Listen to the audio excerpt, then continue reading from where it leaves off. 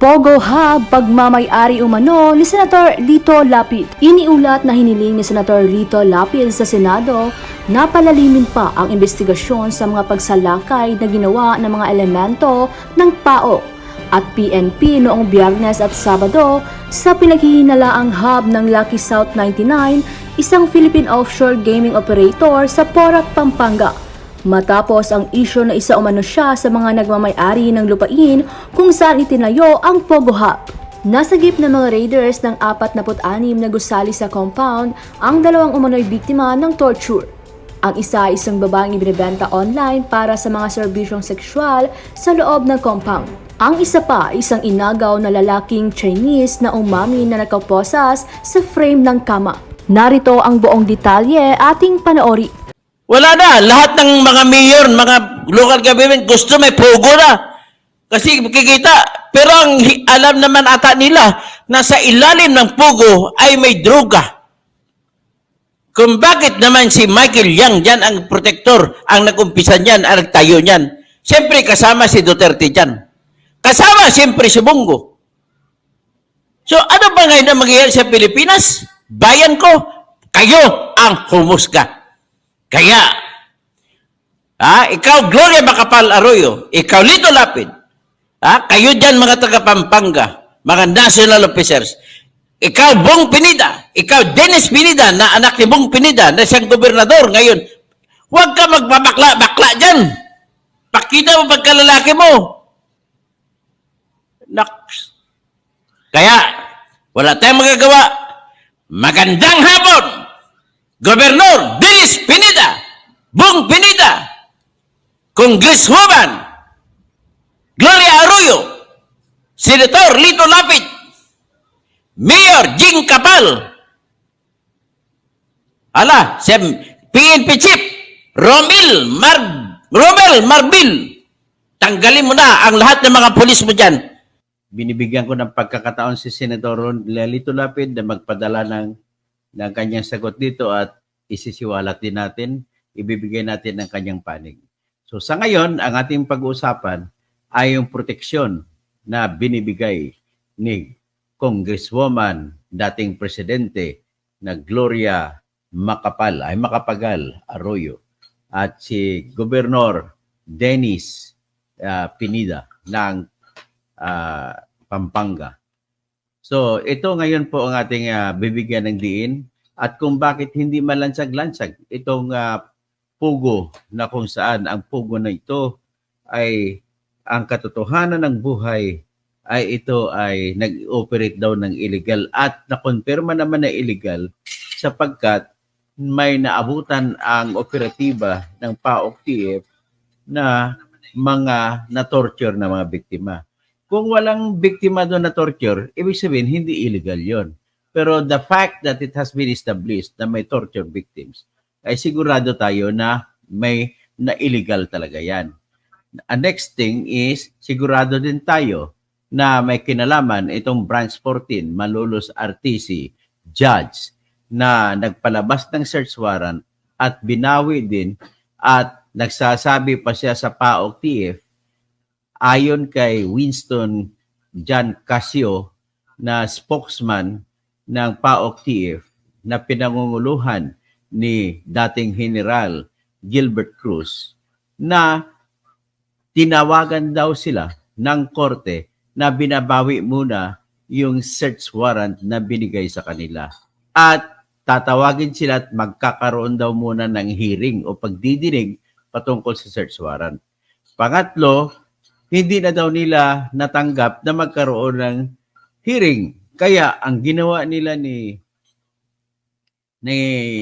Mr. Casio ay pinaluap nila at nalaman na lamang nila kamukat-mukat, wala nang hearing na nangyayari at dinismiss, binasura na ng tuluyan ng Branch 14 ng Malolos RTC ang nasabing search warrant na nauna na nitong inaprubahan.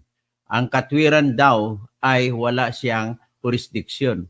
So kung wala siyang jurisdiction ay hindi daw siya pwede mag-issue. So ngayon, ang ginawa niya ng mga PAOK na operatiba sa pamumuno ni General Gilbert Cruz ay nag-apply sila sa Branch 45 ng Pampanga Regional Trial Court.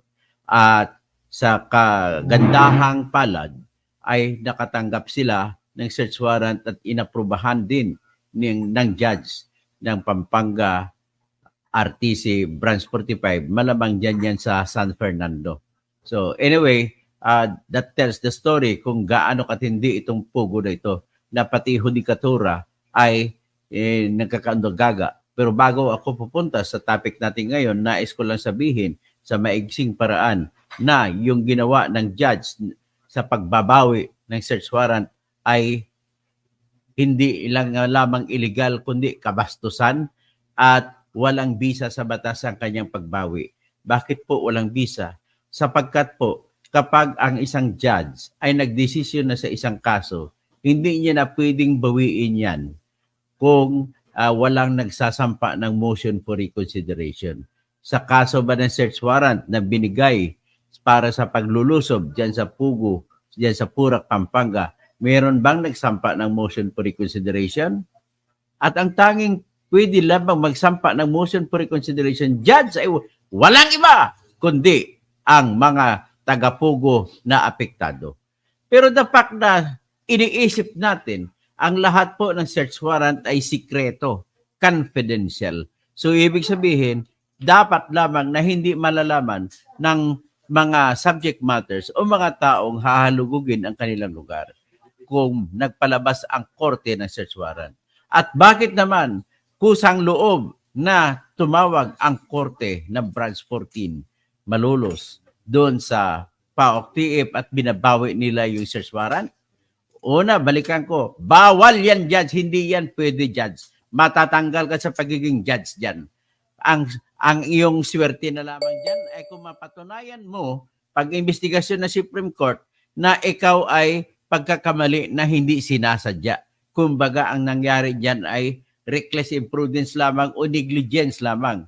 Pero ito ay sinasadya, klarong-klarong sinasadya mo judge. Babaeng judge ka pa naman. Bakit mo ginawa ganun? Nakakahiya ka. So, kung nagkamali ka man sa pagdesisyon mo sa pagbibigay ng search warrant, tapos na ang trabaho mo at naibigay mo na ang search warrant, hindi mo na pwedeng babawiin. Kagaya rin po yan sa desisyon sa kaso na kinukonvict ang isang tao, nagpalabas ka na ng desisyon, binasahan ng lahat-lahat ang akusado na ikaw ay hinahatulan na makulong na habang buhay sa pagkasala sa tinatawag na pag-iingat o pagbebenta ng droga. Ganon yun yan. Ibig sabihin ba, matapos sentensyahan ng korte ang isang akusado, pwede pa bang bawiin ng judge ang desisyon? Sagot, mali. Hindi pwede kahit mali pa yung desisyon, bawal ang pag-withdraw, pagbawi ng judge. Yan judge ang tandaan mo. Pwede mo yang babawiin sa isang kondisyon. Kung yung apektado ay magsasampa ng motion for reconsideration at sasabihin sa iyo, judge, mali naman ni judge, mukhang mali naman ito. Saka ka lamang magkakaroon ng kapangyarihan, judge, na babaguhin mo. Ang tanong, meron ba nagsampa ng motion for reconsideration sa search warrant na ibinigay mo sa PAOK TF para i-raid yung Purak na Pugo? Sagot, wala.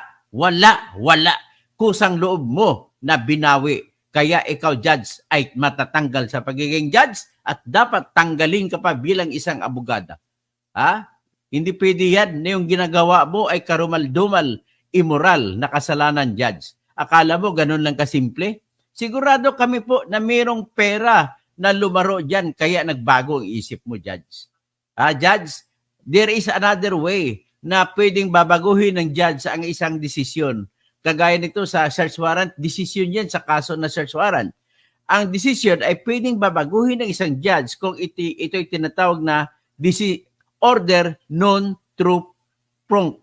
Ibig sabihin nun ay kung i-correct mo lamang ang spelling, ang clerical error, o ang pangalan ng tao na nagkamali ka lang na inosente. Kung sino ang tao na apektado. Hanggang dyan lamang ang kapangyarihan ng judge. Ngayon, ayon kay Jan Casio o kay Winston Jan Casio na spokesman ng PAOK TF, sinabihan niyo daw siya na ang dahilan ng pagbawi ay hindi mo na ilatag ng particular o specifically kung ano ang lugar at ano ang nahahalughugin doon sa Purak Pugo at kung anong mga bagay o tao ang kukunin. Yan ang sinabi mo ng dahilan. Ano ka ba naman, Judge? Are you trying to tell the world that there is such thing as a judge in the Philippines who does not even know what is her or his job?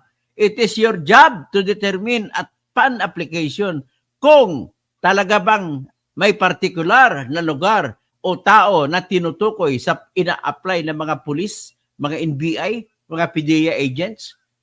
Trabaho mo yan, Judge. At oras na nagpalabas ka ng utos na hindi mo nilagay yan, hindi mo na pwede mabago yan, Judge. Tandaan mo, lahat ng judge na nakikinig sa akin ngayon, alam nyo yan, kahit na nagkamali kayo, wala na kayo magagawa. Nagkamali kayo eh. Hindi mo na pwede bawiin ang pagkakamali. Kung pagkakamali, the only remedy sa mga apektado ay magsasampa sila kung malalaman nila na mayroon palang search warrant na ganon.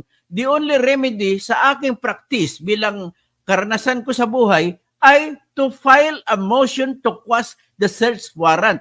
Saan mo isasampa ang search warrant na quash?